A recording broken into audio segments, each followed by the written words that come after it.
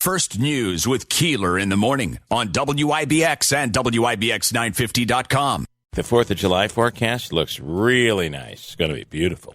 Are you serious? No. I was going to say I heard it was going to rain a lot. It looks like rain in low 70s. As of right now, it'll probably change. You know how Richard is. He'll change the forecast 3 or 4 times before we actually get there. Is that your mic right there? No. Yeah. Okay, good. Anyway, be aware of that. But it's going to be hot and humid the next couple of days. Angelo is back this morning. Hey, Bill. Fresh from the mountains of Montana. Or whatever. I went to the mountains to find myself, and all I found was snow. Oh, you did find snow. Yeah. Was it really cold there? No, it wasn't cold because the snow-capped mountains, it's still like 60 degrees up there, so everyone was hiking in like shorts and a t-shirt just on the snow. But you have snow. Yeah. So you had a personal retreat to find yourself? No. My younger cousin they scheduled he planned his grad party last year. He graduated this year, but they didn't know if there was going to be like any events. So his parents were like, "All right, you could either go to we'll take you to a national park, or you can have a grad party." And he's like, "Well, let's just do a national park." And we went to Glacier National Park. But you got invited anyway. Of course I did. Please, because I'll tell you, these graduation parties, trust me, they're not cheap. You spend a lot of stinking money. Holy crap. And then when you try to take a commission from your kid, they don't want to give it to you. That's funny. So I've got to ask Angelo something. I was told that you didn't leave till Saturday, but you checked out of here after Wednesday's show. Yeah. You had 2 days to prep for a 5 a.m. flight on Saturday. I did know.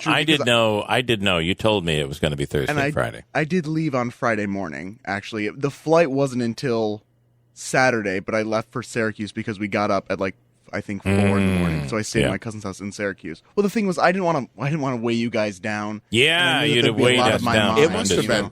I mean, because he had to go all the way to Syracuse, and this show doesn't end until 9 a.m. Friday morning. So for him to get all the way to Syracuse, to be in Syracuse for the flight 24 hours later almost. Yeah. So, I mean, Jeff, you got to be prepared. You're bullying a 20-year-old little boy right now. So.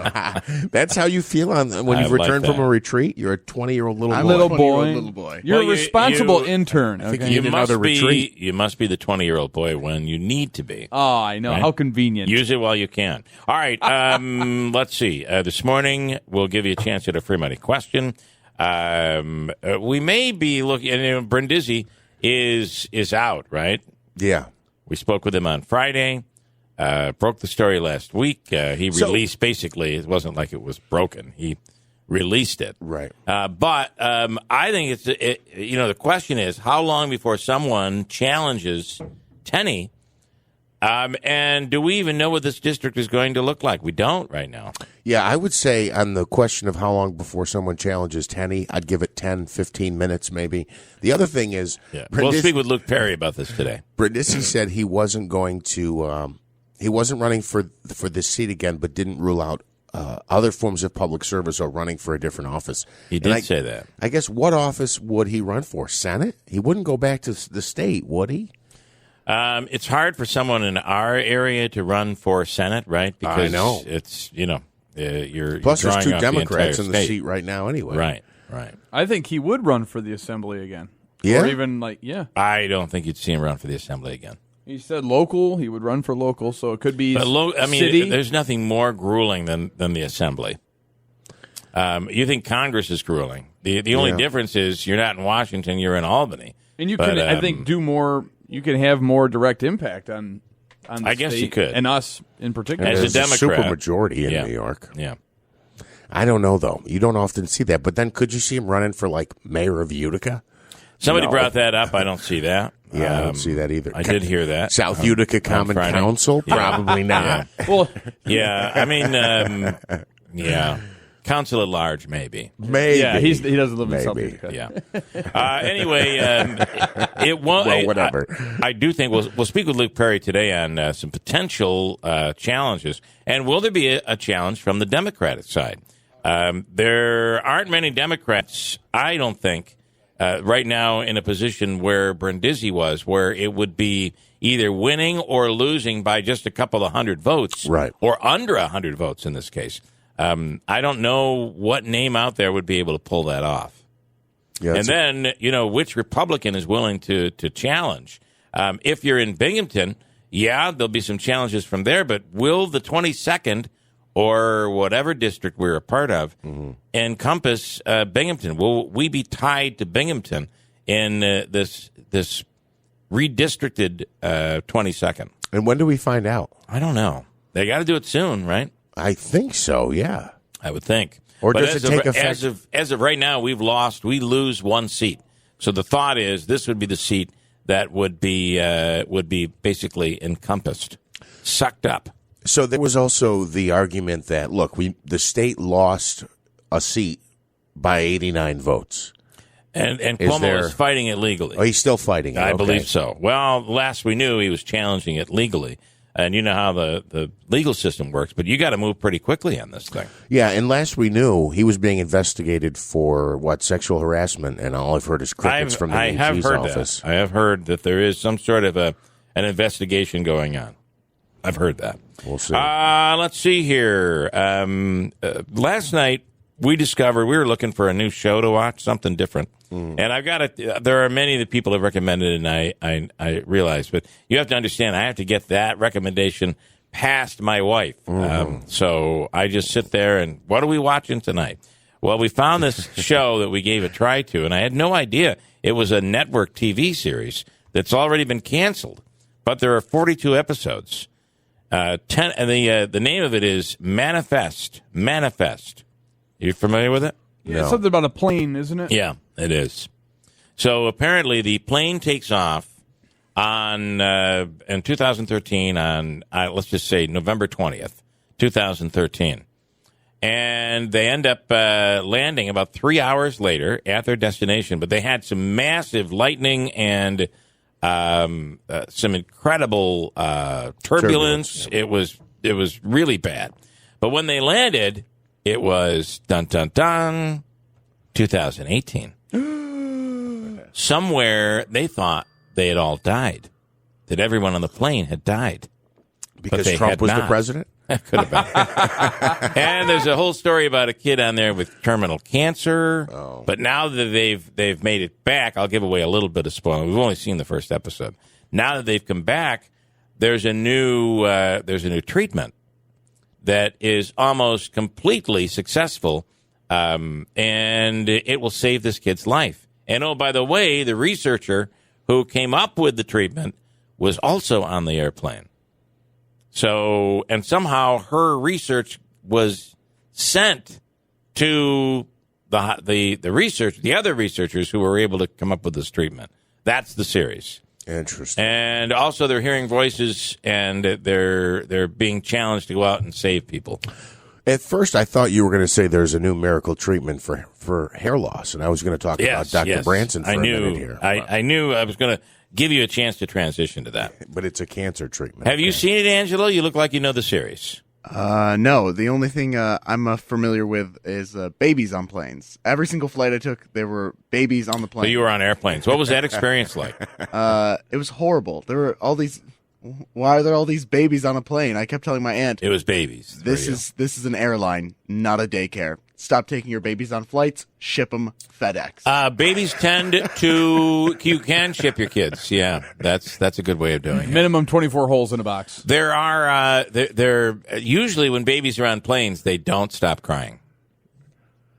I don't gotta be the understand. pressure. Look, I was that way until I took about 2 or 3 flights. I would just cry, and then one year Then we went you're to okay. Vegas, and I didn't cry until we were on our way home. So You as a, Who are you kidding after the first day? as a 3-year-old, he lost like a lot of money. It's terrible. as a 33-year-old, They're saying 4th of July travel is expected to reach a record or at least a near record high. Isn't that exciting? yes. Yeah, it's good things are getting back to normal. I'm all for it. I think you'll see driving and flying, but a lot of people leaving town. You know that all begins this weekend because this weekend is 4th of July weekend. So you'll see a lot of people getting out on Friday, and keep in mind the 4th of July holiday is on Sunday, which means Monday is the actual holiday. So companies will all be off and all of that. On Monday for the 4th of July. That's very cool. I'm looking forward to that. Nice 3-day weekend. I feel like we just had one 2 weeks ago, didn't we? Also, the fireworks are brewing. You're seeing a lot of that. They're flying all over the place. You know, the homemade not the homemade fireworks, but the home style fireworks. The ones legal stuff. The ones that are legal and weak. But still, they make a lot of noise and they sparkle all over the place. Saw a lot of those over the weekend. And was it hot last night? It was just oppressive. It was. It was like that on Friday as well. Was it Thursday or Friday? But I thought the same thing on yesterday. I ended up mowing the lawn, and it was like, what were you thinking? Well, it's funny because my wife for Father's Day got me one of those an updated version of the Blackstone grill. So I'm thinking, what do I do with the one that I currently have, which still does work? So Monaski took it. Yes. And I swear to God, watching the two of us get that thing out of there, we both probably sweat so much, we had to lose a couple pounds. I mean, it was just, I bent over to pick the thing up, and it looked like someone turned on a faucet. It was all over the place. Yeah, I didn't know which part of the Blackstone to grab onto. Well, thank you so much for not calling me to assist with that. and then we're moving it in the IBX van, and there was a seatbelt that was like right down the middle for the rear seat that wouldn't move. You couldn't release it. It was locked. And we couldn't, for the life of either one of us, figure out how to release it. So you couldn't get the thing in.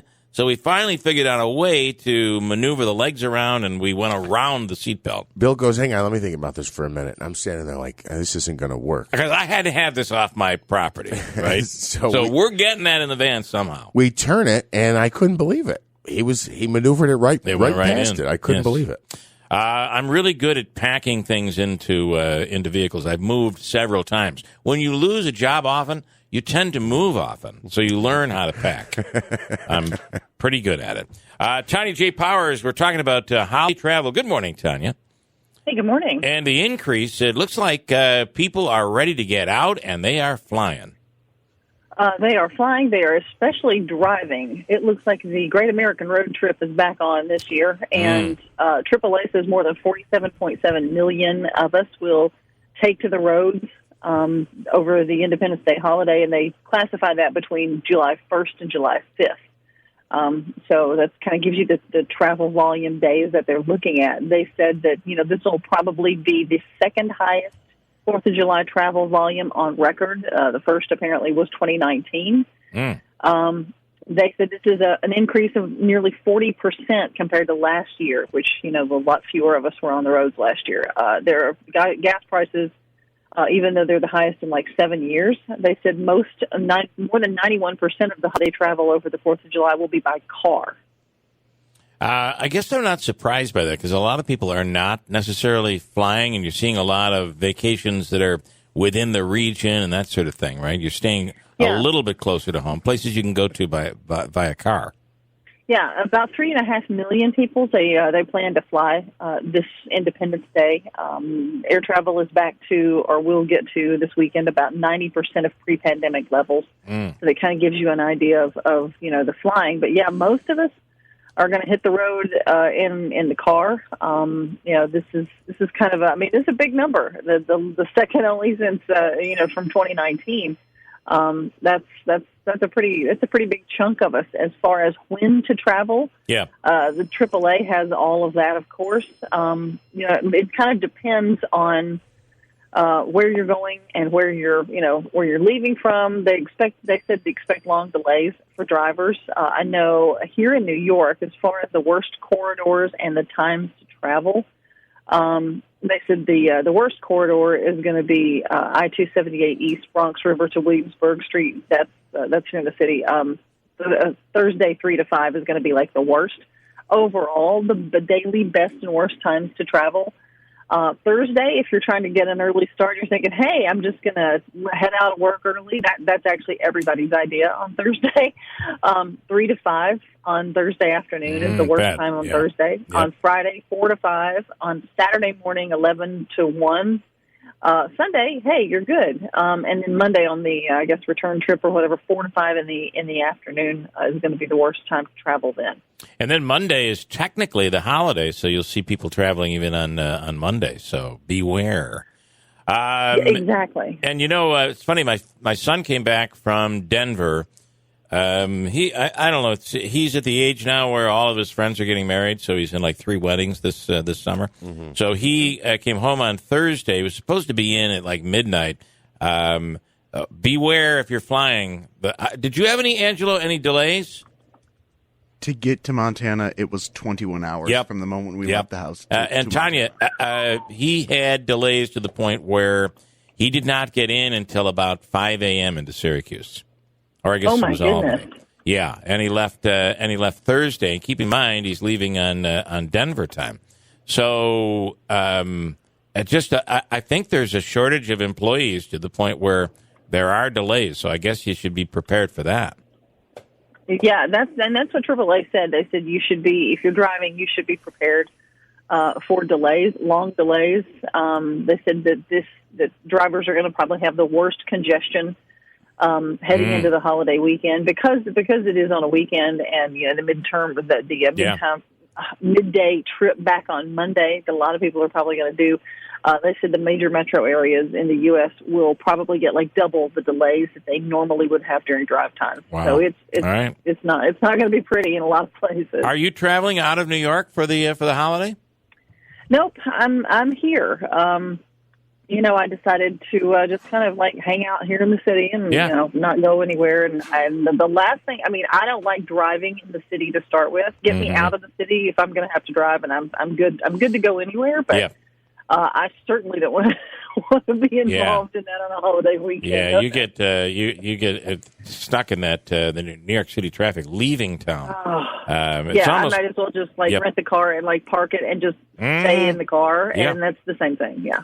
All right. Well, listen. It sounds like a great week in the city as things begin to open back up, right in the Big Apple. Oh yeah. Our you can tell our tourist numbers keep rising. There's a lot more people in and around, especially the touristy areas. Yeah. Absolutely. All right. Good stuff, Tanya. Thank you so much. Have a wonderful day. Thank you. You too. Tanya G. Powers from Fox News. Did you see that Kathy Hochul got into a car accident? Really? Oh, I didn't see that. Yeah. She was being driven, the SUV carrying Lieutenant Hochul, in Dutchess County, rear-ended another vehicle. Jeez. I don't know what caused it, because she doesn't usually make she doesn't make waves, Kathy Hochul. She kind of comes in to kind of settle things a little bit, do you think? Yeah, she's not allowed to make way. So I can't imagine there was a distracted driving situation because she doesn't distract people. You see what I'm saying? Right. So I can't imagine. But the driver was